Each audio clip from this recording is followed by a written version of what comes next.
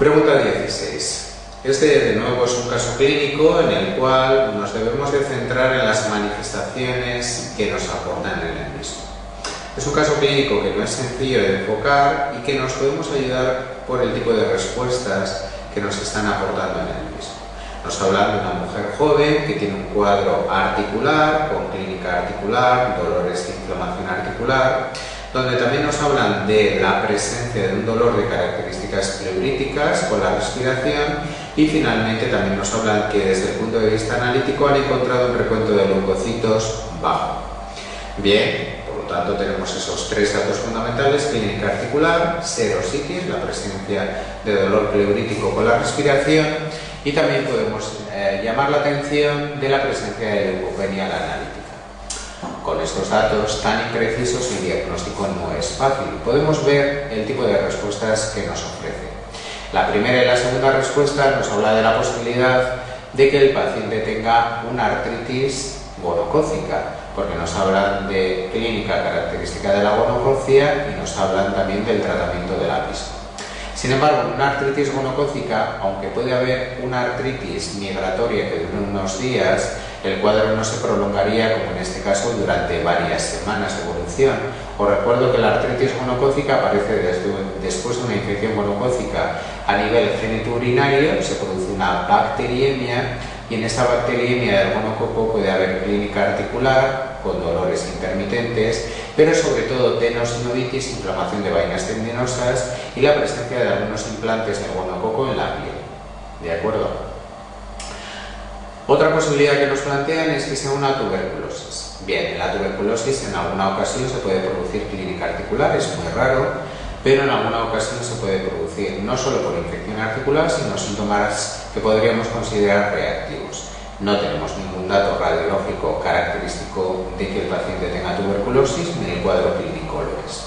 La respuesta 4 habla de la posibilidad de que en esta paciente podamos establecer el diagnóstico de un lupus eritematoso sistémico. Los datos que nos aportan hasta este momento son típicos del lupus, podríamos considerar que sí, es decir, la presencia de artritis intermitente, sobre todo de articulaciones periféricas, manos, pies, es muy característico del lupus eritematoso sistémico, es una enfermedad que aparece fundamentalmente en mujeres jóvenes, por lo tanto otro dato típico, que afecta a serosas, produciendo pleuritis o pericarditis, y que desde el punto de vista analítico produce característicamente citopenias. De hecho, cuando uno evalúa los criterios diagnósticos del lupus eritematoso sistémico, puede comprobar cómo esta paciente podemos darle ya tres de estos criterios: artritis, serositis y leucopenia.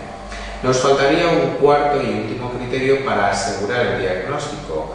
Os recuerdo que para el diagnóstico del lupus eritematoso sistémico utilizamos una tabla de 11 criterios y el paciente tiene que tener la presencia de al menos 4.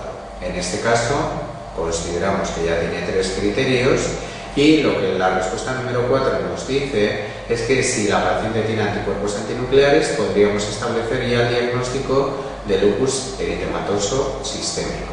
Sería un cuarto criterio y por lo tanto el diagnóstico se podría confirmar. Por lo tanto, la respuesta 4 es una afirmación correcta. Queda la duda de la respuesta 5, porque sabemos que en el lupus eritematoso sistémico podemos utilizar corticoides. Ahora bien, la respuesta 5 habla de utilizar corticoide en dosis de 1 miligramo kilogramo de peso y día. ¿Qué dosis de corticoides utilizamos en un paciente que tiene lupus eritematoso sistémico? La dosis de corticoides se tiene que acompasar con los síntomas inflamatorios que tiene el paciente. En el caso que acabamos de ver, podemos utilizar corticoides pero en dosis bajas, porque las dosis altas de corticoides las vamos a dejar para manifestaciones inflamatorias mayores y no menores, como son las que la paciente presenta en este cuadro clínico. Por lo tanto, no tiene síntomas característicos de gonococia, no tiene síntomas típicos de tuberculosis, sí que el cuadro es compatible con un lupus eritematoso sistémico, de hecho tiene 3 criterios ya para el diagnóstico y nos faltaría un cuarto criterio para completar el diagnóstico de una manera más definitiva de este diagnóstico. Y desde el punto de vista terapéutico no nos sirve la respuesta 5 porque, aunque bien podemos utilizar corticoides, lo haremos en dosis más bajas.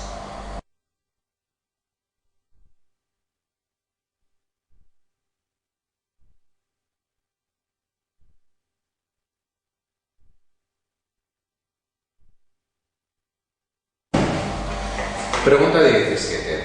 Un nuevo caso clínico muy interesante porque nos puede recordar algunos aspectos muy importantes en el lupus eritematoso sistémico, tanto de la actitud terapéutica en una mujer gestante como sobre las manifestaciones que en la gestación y posterior a la gestación pueden producir algunos anticuerpos, como los anticuerpos antifosfolípido y los anticuerpos anti-ROR. Pero vayamos por partes. En primer lugar, nos plantean un caso clínico de una paciente con lupus eritematoso sistémico ya diagnosticado, que está embarazada, que está recibiendo tratamiento de mantenimiento con corticoides en una dosis moderada de 10 miligramos al día de prednisona, y en la cual, en el estudio analítico y en el cuadro clínico completo que nos aportan, nos dice que tiene anticuerpos anticardiolipina, que sabemos que son anticuerpos antifosfolípido, y también que tiene anticuerpos anti-ROR. Nos plantean las respuestas, buscando la respuesta incorrecta, varias afirmaciones en cuanto a las posibilidades terapéuticas que tiene esta mujer al estar embarazada y también la repercusión que estos anticuerpos pueden tener en el embarazo, en el feto y en el niño una vez que se haya producido el nacimiento.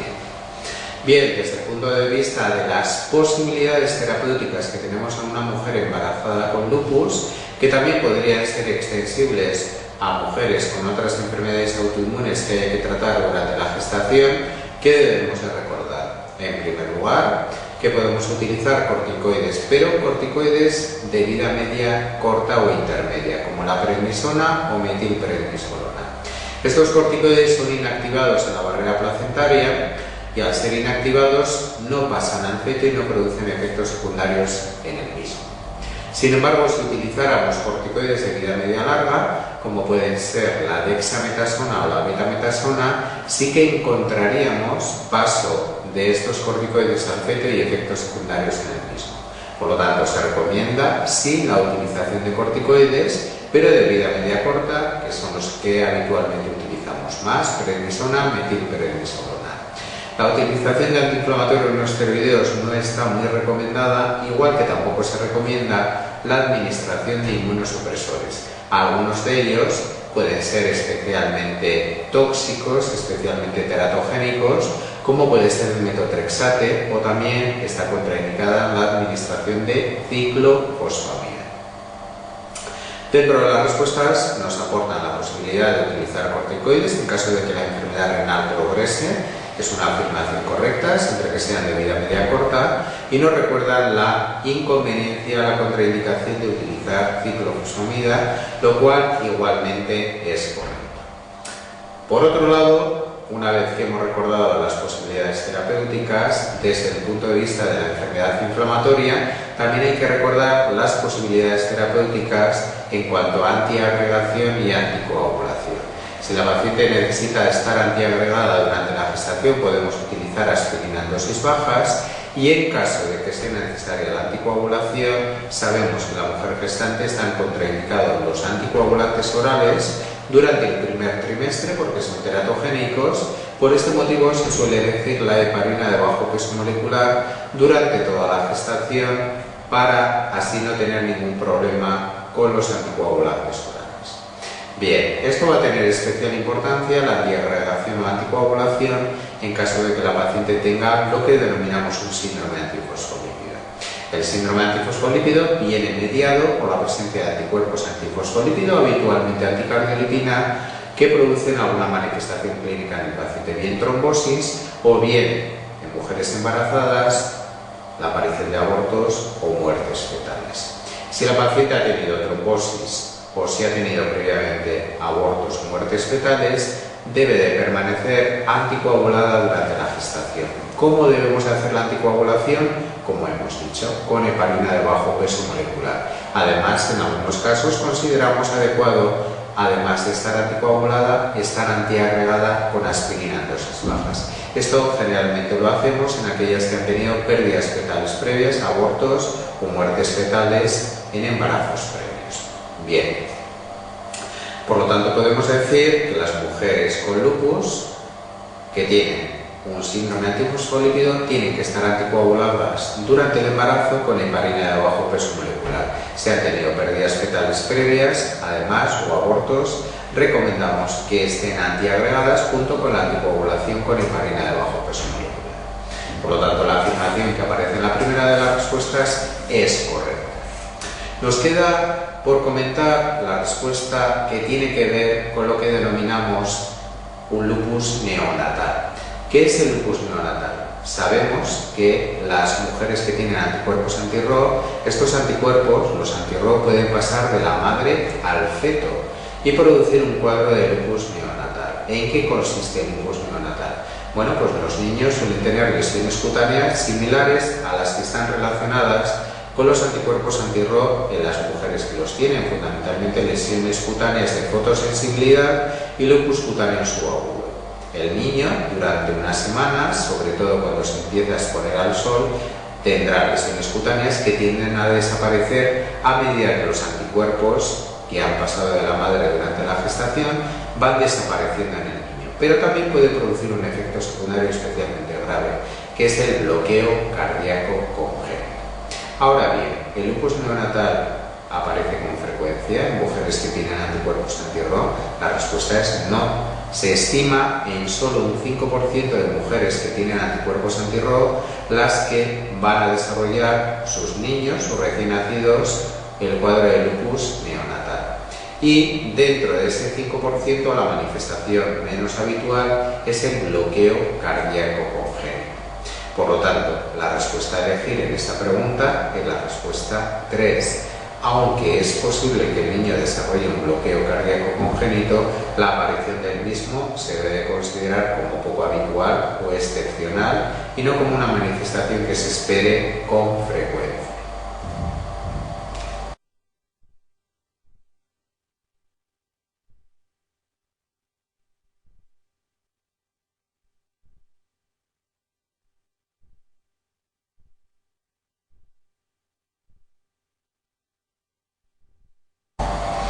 Pregunta 18. En esta pregunta, de nuevo en forma de caso clínico, lo que nos están planteando o nos obliga a recordar cuáles son las manifestaciones articulares musculoesqueléticas que son propias del lupus eritematoso sistémico y, por lo tanto, en el cuadro que nos plantean, cuál será la respuesta más probable. Bien, recordar en primer lugar que las manifestaciones musculoesqueléticas en el lupus son muy habituales, aparecen en el 95% de los casos y, como recordamos habitualmente, son más frecuentes las artralgias, las mialgias, como manifestación prácticamente constante en los pacientes. Todos los que tienen musculoesqueléticas han tenido artralgias y mialgias en algún momento. Por lo tanto, el 95% de los pacientes con lupus van a presentar artralgias o mialgias en algún momento evolutivo de la enfermedad. ¿Qué otras manifestaciones musculoesqueléticas pueden desarrollar? Artritis. La diferencia de la artralgia y de la artritis es que en la artritis vamos a encontrar inflamación articular, cosa que en la artralgia solo hay dolor. También hay un número importante de pacientes, 65% aproximadamente de lupus, que tienen artritis en algún momento evolutivo. ¿Cómo es esta artritis? Pues es una artritis típicamente migratoria, quiere decir que va de una articulación a otra, y esta artritis migratoria encontraremos que afecta sobre todo a articulaciones periféricas, de manos, de pies, y es una artritis no erosiva, a diferencia de la que vamos a ver en la artritis reumatoide, que es una artritis típicamente erosiva, que produce erosiones articulares. Otras manifestaciones a encontrar son fundamentalmente una relacionada con la toma crónica de corticoides, que es la necrosis avascular o también denominada osteonecrosis aséptica. Como os decía, aparece habitualmente en aquellos pacientes que reciben corticoides de forma crónica y puede aparecer en cualquiera de las localizaciones típicas de la necrosis avascular. Bien, puede aparecer en la cabeza femoral, humeral, también puede aparecer en la meseta tibial. Bueno, pues con este recordatorio, incluyendo finalmente lo que denominamos la artropatía de Yakut, una artropatía que supone la desviación en ráfaga de los dedos hacia el lado cubital de la muñeca encontrándose también dedos en cuello de cisne en algunos casos, similar de nuevo a lo que podemos encontrar en una artritis reumatoide, pero de nuevo con esta diferencia importante que nombrábamos antes. Aquí no hay erosiones articulares. Bien, la artropatía de Charcot puede aparecer en un 10%, 10-15% de los casos con lupus. El cuadro que nos están planteando es un cuadro de dolor a nivel de las rodillas sin signos inflamatorios que el paciente presenta desde hace 3 semanas y que está tomando de manera habitual corticoides. Continuación, pregunta 18. Hay alguna respuesta que no tiene mucho sentido, como la osteodistrofia renal. La osteodistrofia renal es igual a otra de las respuestas que viene, la osteomalacia. Aparece en aquellos pacientes con insuficiencia renal terminal y no es otra cosa que una osteomalacia, es decir, una alteración del metabolismo del hueso con una alteración de la mineralización del hueso. Por lo tanto, no es lo que nos están planteando en este cuadro clínico. ¿Puede haber posibilidad de una artritis séptica o de una osteomielitis en los pacientes con lupus? Sí, podría existir esta posibilidad, que aparece en una de las respuestas, pero tampoco hay ningún germen como la salmonela que específicamente produzca la infección. Para yo pensar que en este caso clínico tiene una osteomielitis, debería de encontrarme con velocidad de sedimentación elevada y con un dolor no solo en el movimiento, sino también en reposo del paciente. Un dolor de características inflamatorias. Por lo tanto, dentro de las respuestas que me ofrece, yo voy a sospechar que el paciente ha podido desarrollar una necrosis avascular. Inicialmente la necrosis avascular radiológicamente no vemos nada y en el curso evolutivo de la enfermedad lo que sí podemos encontrar es dolor inicialmente mecánico, posteriormente ya un dolor más persistente aunque no se utilice la articulación y radiológicamente en las fases iniciales habrá normalidad. ¿Qué tenemos que pedir desde el punto de vista radiológico para establecer el diagnóstico? Una resonancia magnética nuclear. De esta manera, de forma precoz, podemos establecer el diagnóstico y tomar las medidas terapéuticas que habitualmente se explican en la asignatura de traumatología.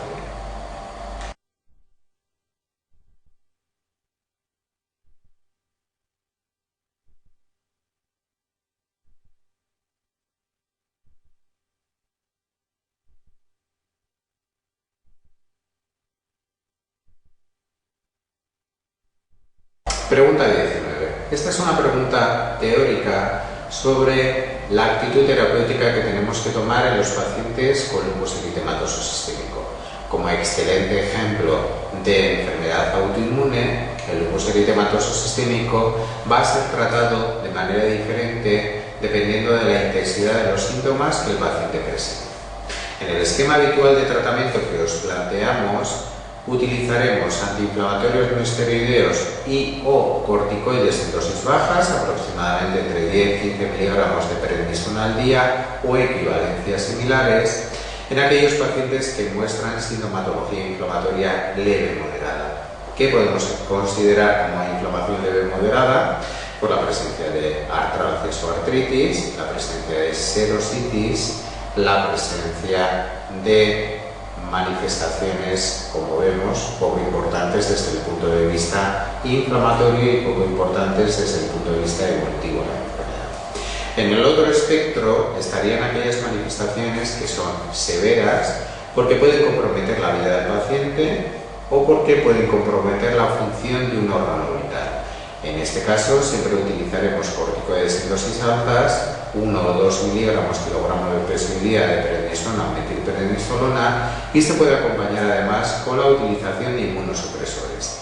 Ejemplos de patología inflamatoria severa en el lupus eritematoso sistémico puede ser la presencia de glomerulonefritis grave, de enfermedad pulmonar, que llamamos neumonitis, afectación del sistema nervioso central o afectación hematológica siempre que ésta sea grave, por ejemplo, una anemia hemolítica severa, una trombopenia severa o la unión de ambas posibilidades, que es lo que denominamos síndrome de Evans, que es la presencia de anemia hemolítica con trombopenia autoinmune. Bien, en estas circunstancias utilizaremos corticoides en dosis altas y se pueden acompañar de inmunosupresores. Dentro de las respuestas que en esta pregunta me ofrecen como indicación de corticoides, Vemos que la respuesta 1 me habla de la glomerulonefritis proliferativa, forma inflamatoria grave de glomerulonefritis en el lupus, por lo tanto corticoides en dosis elevadas, la anemia hemolítica severa, igualmente corticoides en dosis elevadas, la mielitis como forma de afectación del sistema nervioso, en este caso a nivel de la médula, también se considerará la utilización de corticoides en dosis altas, y el denominado síndrome de Evans, que ya hemos comentado.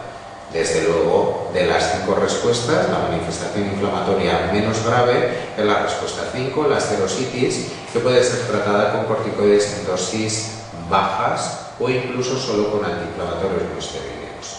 Por lo tanto, la respuesta es la 5. Recordar finalmente que hay un apartado especial desde el punto de vista terapéutico en aquellos pacientes que tienen enfermedad cutánea. La enfermedad cutánea suele aparecer en zonas de fotoexposición y por lo tanto es importante recordar la fotoprotección a aquellos pacientes que tienen fotosensibilidad o aparición de lesiones cutáneas de cualquier tipo en el lupus. Igualmente, en aquellos pacientes que ya desarrollan lupus cutáneo subagudo o crónico, podemos utilizar corticoides tópicos. Y también hay un fármaco administrado por vía sistémica, por vía oral, que puede tener buena respuesta en los pacientes fundamentalmente con lesiones cutáneas subagudas y crónicas, que es un antipalínico, la hidroxicloroquina. ¿De acuerdo? Por lo tanto, debemos recordar que el tratamiento de la enfermedad cutánea tiene una serie de peculiaridades a tener en cuenta y que diferencian un poco a esta parcela de la enfermedad respecto al resto de manifestaciones sistémicas.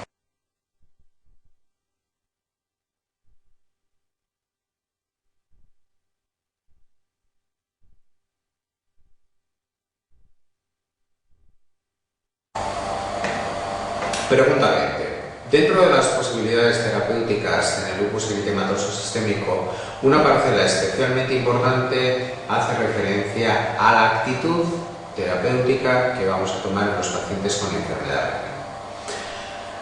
¿Qué tenemos que saber de la enfermedad renal y del tratamiento en el lupus? Bien, en primer lugar hay que recordar la clasificación de las glomerulonefritis que pueden aparecer en el lupus eritematoso sistémico y la actitud terapéutica que debemos de tomar en estos pacientes. Podríamos diferenciar, en primer lugar, la glomerulonefritis mesangial, que es la forma más benigna de glomerulonefritis que vamos a encontrar en los pacientes con lupus eritematoso sistémico, y que desde el punto de vista terapéutico lo que vamos a hacer es administrar corticoides en dosis bajas o intermedias, generalmente durante un periodo de 4 semanas, con lo que la enfermedad suele producir una mejoría rápidamente progresiva.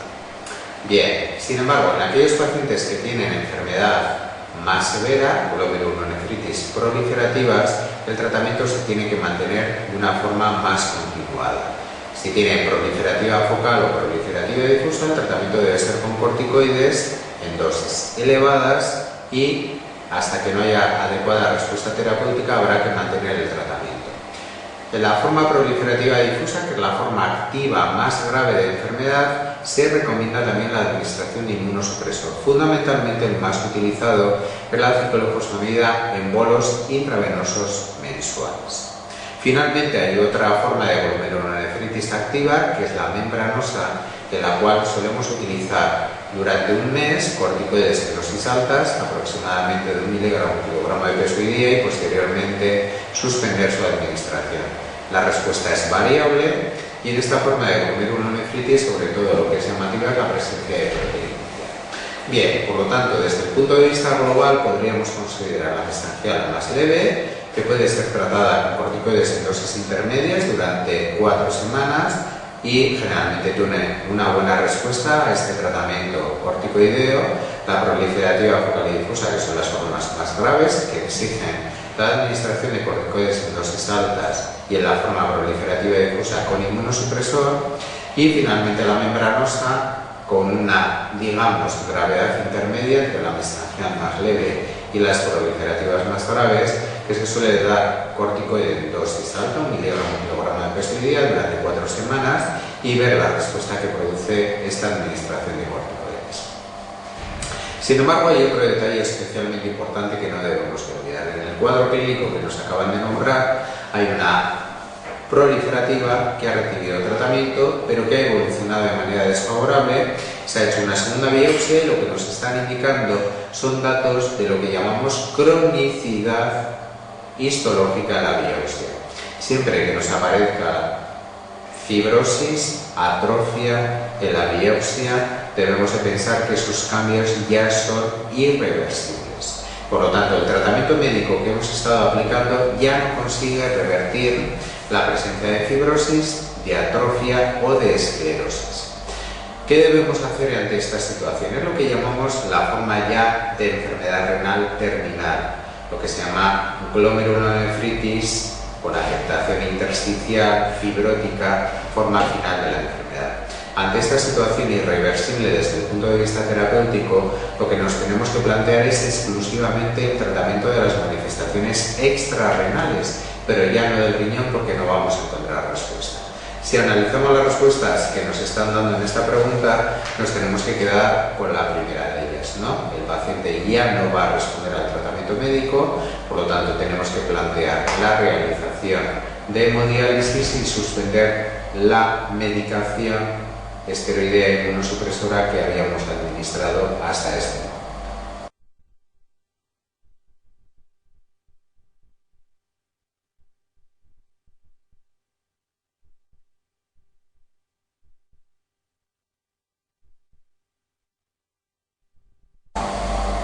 Bien, la pregunta 21 nos está haciendo una reflexión, un recuerdo sobre cuáles son las manifestaciones cutáneas que pueden aparecer en el lupus eritematoso sistémico.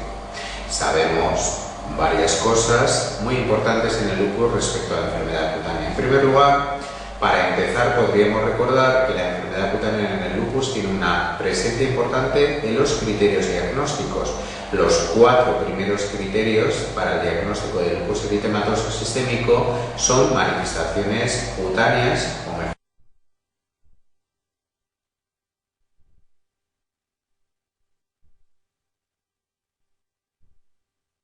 mejor dicho, mucocutáneas de la enfermedad. Os recuerdo que son eritema malar, lupus discoide, fotosensibilidad, úlceras orales.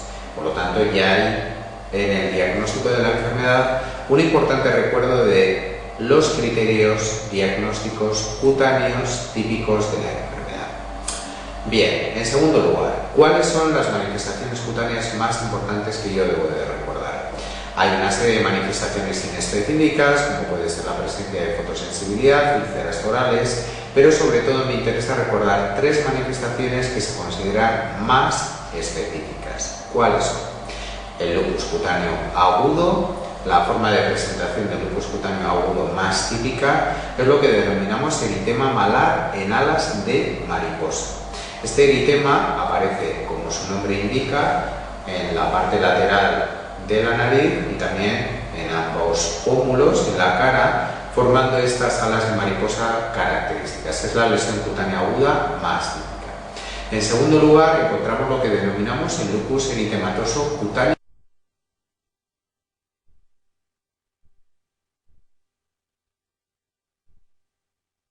subagudo.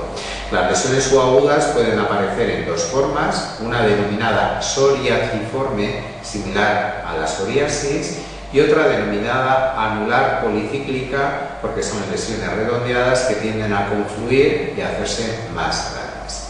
Os recuerdo que las lesiones cutáneas subagudas se asocian a los anticuerpos anti-RHO y que los pacientes que tienen lupus eritematoso cutáneo subagudo y anticuerpos anti-RHO habitualmente tienen, como decimos, enfermedad cutánea, pero es poco habitual que tengan enfermedad sistémica grave. Forman un subgrupo de buen pronóstico dentro de la enfermedad. Bien, finalmente hay una tercera lesión característica que es el lupus crónico, habitualmente denominado lupus discoide. En el lupus discoide nos encontramos con una situación peculiar. El 90-95% de los pacientes en los que se hace un diagnóstico de lupus discoide, cuando evaluamos los criterios clínicos del lupus eritematoso sistémico, los criterios que sirven para el diagnóstico, nos encontramos con que no tienen suficientes para establecer este diagnóstico. Por lo tanto, la mayoría de los lupus discoides no van a tener lupus eritematoso sistémico. De ahí que la primera respuesta que nos aportan en la pregunta sea la respuesta correcta. La mayoría de los pacientes con lesiones discoides no llegan a tener criterios de lupus eritematoso sistémico.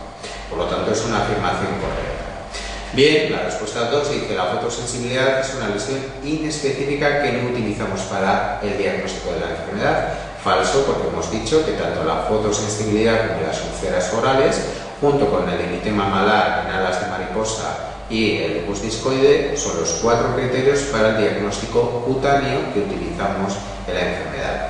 El eritema en alas de mariposa, dice la respuesta 3, es una lesión subaguda. Falso, es una lesión aguda. La respuesta 4, los pacientes con lupus cutáneo subagudo suelen tener anticuerpos anti-ROR y enfermedad renal severa. Falso, porque tienen enfermedad cutánea pero ausencia habitualmente de enfermedad sistémica. Y finalmente, las úlceras orales nos dicen que solo es criterio, en la pregunta 5, en la respuesta 5, perdón, solo son criterio para la enfermedad de Bessel, pero no para el lupus, y ya hemos dicho que esto es falso. En el lupus, tanto la fotosensibilidad como las úlceras orales son criterios para el diagnóstico de la enfermedad.